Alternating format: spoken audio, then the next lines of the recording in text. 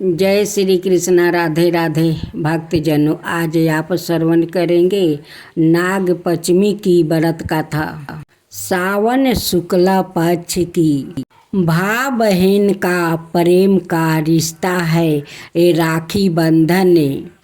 ऐसा जन विश्वास है कि नाग पंचमी के दिन नाग देवता के पूजन करने से वो प्रसन्न होते हैं और आशीर्वाद देकर भक्त की मनोकामना पूर्ण करते हैं। इस कारण उनके कृपा पात्र बन जाने से हमारी 7 पीढ़ियाँ तक को सांप दंशन का भय नहीं रहता। यूँ तो अनादि काल से ही देवताओं के साथ नागों के अस्तित्व के संदर्भ मिलते हैं। पुराणों में भी नागों के संबंध में बहुतायत वर्णित सामग्री उपलब्ध है। यहाँ तक कि उसमें नागों के संसार को नागलोक का नाम दिया गया है। पुराणों में वर्णित है कि समुद्र मंथन जैसे महान कार्य में नागराज वासुकी ने अपना शरीर रस्सी के रूप में संपीड़ित कर दिया था। देवताओं की माता अदिति की संगी बहन कंदु के पुत्र होने के रिश्ते से नाग देवताओं के छोटे भाई है। हमारी पृथ्वी का भार शेष नाग के फन के ऊपर धारण किया है। शास्त्रों में वर्णित है, भगवान विष्णु ने तो नागराज पर ही अपनी सैया बनाकर विश्व कल्याण का कार्य पूरा किया है। भगवान शंकर के गले में अनेक विष धार नाग सदा उनके शरीर की शोभा बढ़ाते रहते हैं, इसलिए वो नागेंद्र हारा कहलाते हैं।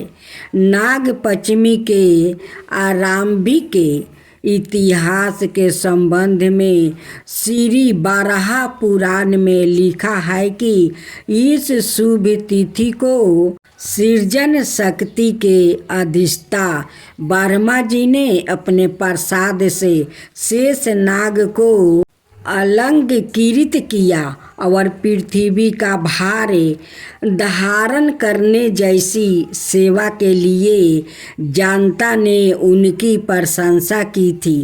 कहा जाता है कि तभी से इस त्योहार को नाग जाति के प्रति श्रद्धा प्रदर्शित करने का प्रतीक मान लिया गया।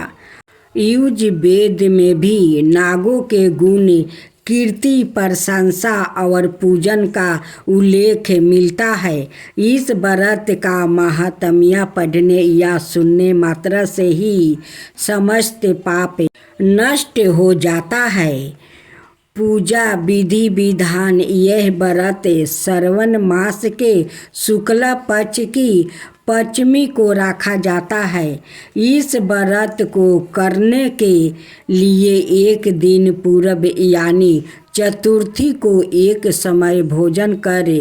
पंचमी को पूरे दिन भर का उपवास रखने का विधान है। गरुड़ पुराण के अनुसार व्रती अपने घर के दोनों ओर नागों को चित्रित करके उन्होंने विधि विधान अनुसार पूजा करे। कुछ स्थानों पर लोग रस्सी से 7 गड्ढे लगाकर उसे सर्प का आकार प्रदान कर पूजते हैं। चौकी ज्योतिषी विद्या के माता अनुसार पंचमी तिथि का स्वामी नाग को माना जाता है, इसलिए भक्ति भाव के साथ गंध पुष्प धूप काचा दूध खीर भीगे हुए बजरे और घी से पूजन करे। सुगंधित पुष्पा अवरे दूध सांपों को अति प्रिय होने के कारण इस दिन सफेरे नाग को दूध पिलाने के लिए कहते हैं। अवरे वस्तु अन्न और धन भेंट सवा रूप पाते हैं। फिर ब्राह्मणों को घी युक्त खीर और लड्डुओं का भोजन कराए। दूध या दूध से बने पदार्थ भी खिलाए। इस व्रत के दिन सूर्यास्त के बाद भूमि खोदना वर्जित किया गया है। किसी गांव में एक किसान परिवार अपने पुत्र और पुत्री के साथ आनंद पूर्वक रहता था। एक दिन जब वो अपना खेत जोत रहा था तो एक सपरिनी के 3 बच्चे हल के नोक से कुचल कर मर गया था। सपरिनी ने बदला लेने के लिए किसान और उसके पुत्र को रात्रि में डांस लिया। सुबह जब किसान की पुत्री ने देखा कि भाई और पिता को सपरिनी ने डांस लिया है तो वो सपरिनी के लिए दूध से भरा कटोरा लेकर आई और उस सपरिनी से अपने पिता के अपराध की क्षमा मांगने लगी। इससे सपरिनी का क्रोध प्रेम में बदल गया।